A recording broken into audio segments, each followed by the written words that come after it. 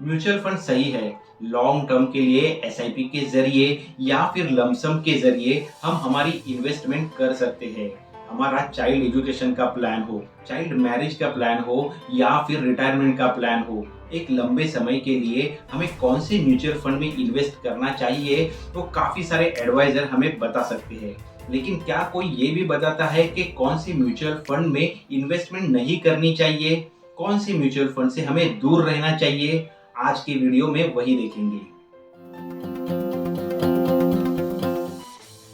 Topic पे बढ़ने से पहले थैंक यू वेरी मच। आपको मेरा ये प्रयास पसंद आ रहा है, आप मेरे वीडियोस को लाइक कर रहे हो, चैनल को सब्सक्राइब कर रहे हो, उसके लिए मनपूर्वक धन्यवाद। अभी आगे बढ़ते हैं अपने टॉपिक पे।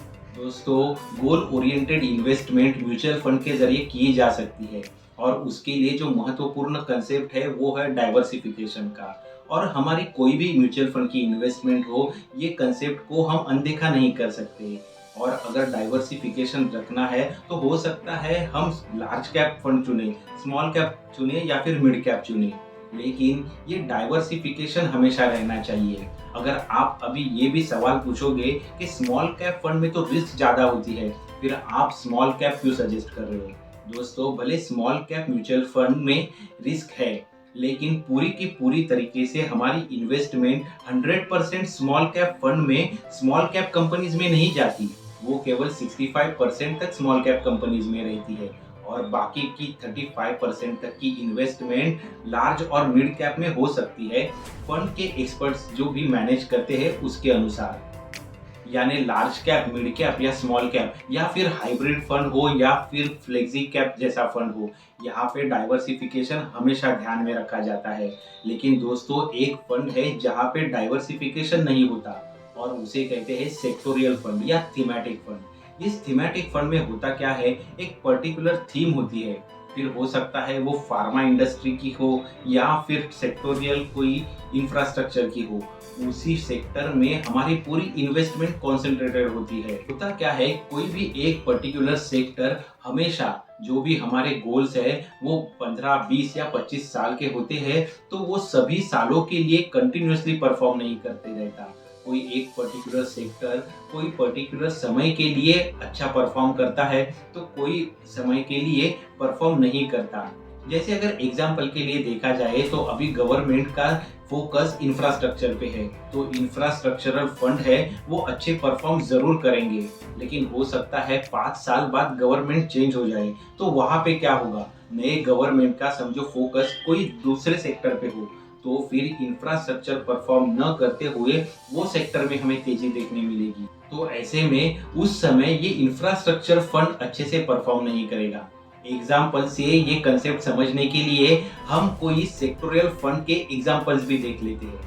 ये एसबीआई इंफ्रास्ट्रक्चर म्यूचुअल फंड है, एक सेक्टोरियल या थीमेटिक कैटेगरी का ये फंड है। अगर ये फंड का 2013 से परफॉर्मेंस देखे तो नजर आएगा वो एक पर्टिकुलर रेंज में ही रिटर्न जनरेट कर रहा है।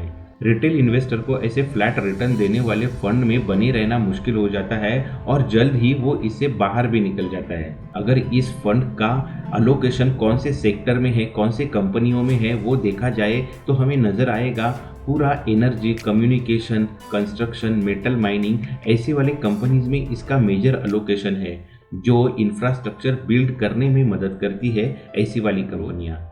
उसी तरीके से एसबीआई पीएसयू ये भी एक सेक्टोरियल थीमेटिक फंड है। यहाँ पे हमें केवल पीएसयू कंपनीज में ही इन्वेस्टमेंट दिखेगी। इस फंड का भी परफॉर्मेंस देखें तो हमें नजर आएगा 2013 से लेके एक लंबी रेंज के लिए 2020 तक एक स्टेगनेंट रेंज में ही इसने रिटर्न दिए हुए हैं। तो ऐसे में बहुत बार रिटेल इन्वेस्टर की साइकोलॉजी जवाब दे देती है और वो ऐसे इन्वेस्टमेंट से बाहर निकल आते हैं। इस फंड का इन्वेस्टमेंट कौन से कंपनियों में है वो देखें तो हमें नजर आएगा वो पूरी तरीके से गवर्नमेंट कंपनीज ही है, पब्लिक सेक्टर की कंपनीज ही है, जैसे state bank of India, power grid, हम देख सकते हैं कोल इंडिया लिमिटेड, आरईसी, ये सभी गवर्नमेंट सेक्टर की कंपनी है। यहाँ पे ये फंड इन्वेस्ट करता है।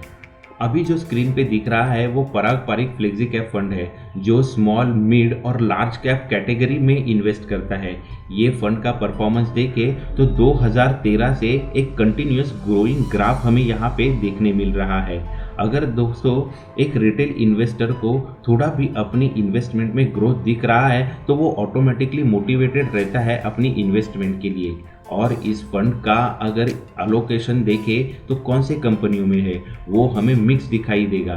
देख सकते हैं यहाँ पे फाइनेंशियल कंपनीज भी है, कंज्यूमर स्टेपल्स है, ऑटोमोबाइल्स है, टेक्नोलॉजी है, ऐसी सब कंपनियाँ हैं। यानी एक डाइवर्सिफिकेशन पोर्टफोलियो में मेंटेन किया गया है। ये जो भी फंड्स हमने डिस्कस किए वो केवल एजुकेशनल पर्पज से थे।